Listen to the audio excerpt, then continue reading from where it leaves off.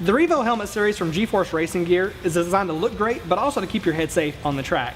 It's SA 2015 Snell certified, and on the bottom it's actually contoured to fit with most helmet restraining devices on the market today. It also features their Siphon 12 ventilation system, so it includes these 6 vents along the face of the mask, 2 along the top, and then 4 exhaust vents on the back, and that's going to keep cool air moving in and hot air moving out, keeping your face dry.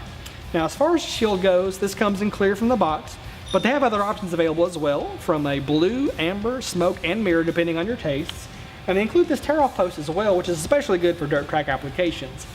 Now moving on to the interior, this features a nice padded design. It's hypoallergenic and the pads are removable, so you can clean this on the fly when you need to.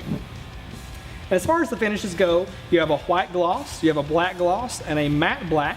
And then you also have this nice carbon composite material, which gives you noticeable weight differences over the composite material itself.